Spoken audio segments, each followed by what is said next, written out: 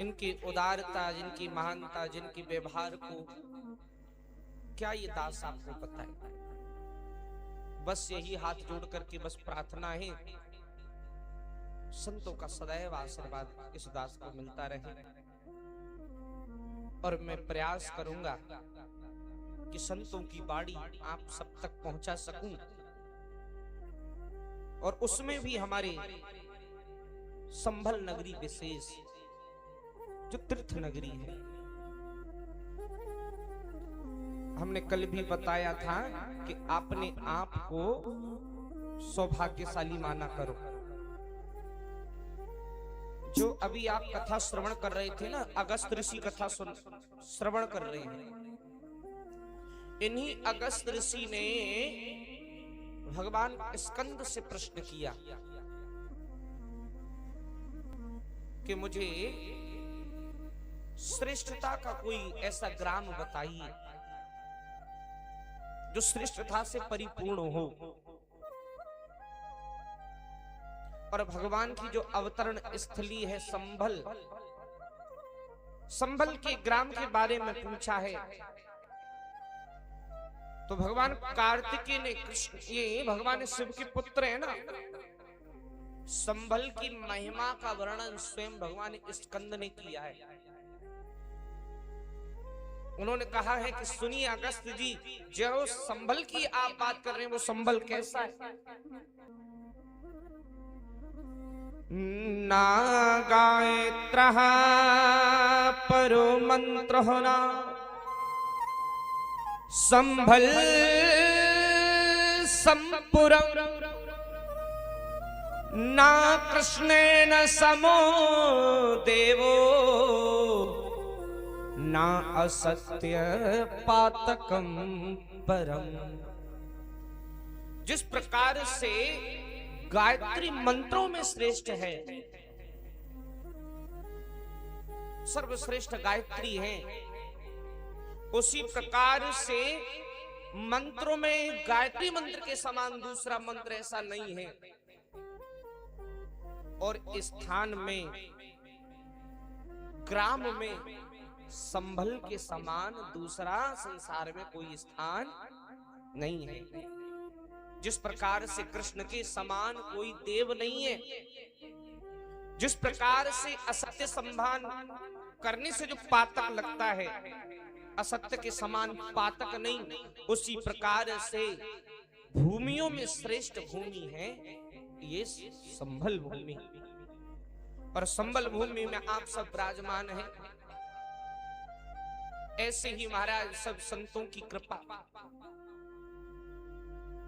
आदरणीय यहाँ श्री श्री अनंत योजनाओं से विभूषित महाराज श्री रामचंद्र गिरी जी महाराज यहाँ विराजमान है, जो हमारी तीर्थ नगरी का एक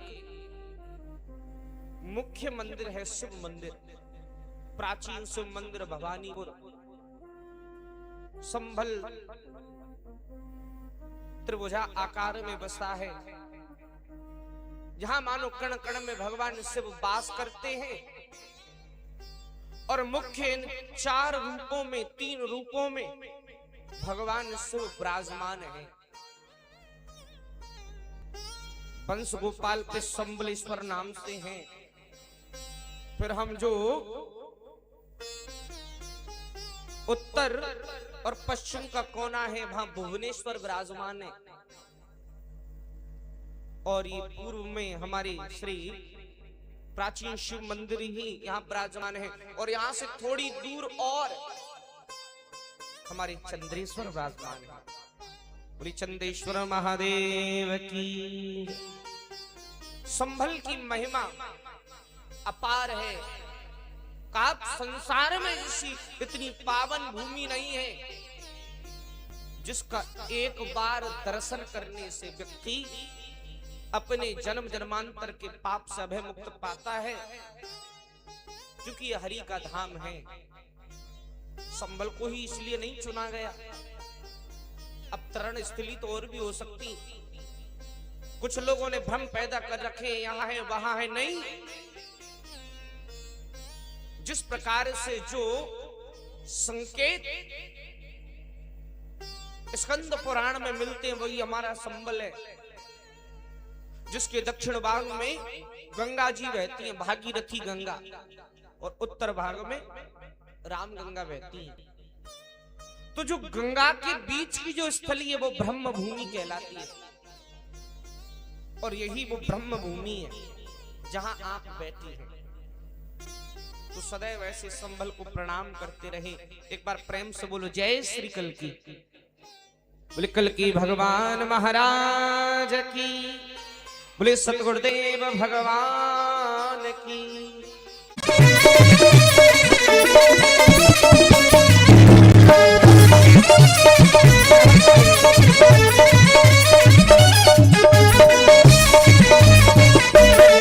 देखो मैया नाच रही तो मैया जैसे दीवानी बन जाऊंगी, मस्तानी बन जाऊंगी, दीवानी बन जाऊंगी, मस्तानी बन जाऊंगी, कान्हा की दीवानी बन जाऊंगी, मैं कान्हा की दीवानी बन जाऊंगी, दीवानी बन जाऊंगी, मस्तानी बन जाऊंगी, दीवानी बन जाऊंगी, मस्तानी बन जाऊंगी, कान्हा की दीवानी बन जाऊंगी, मैं कान्हा की दीवानी बन जाऊंगी।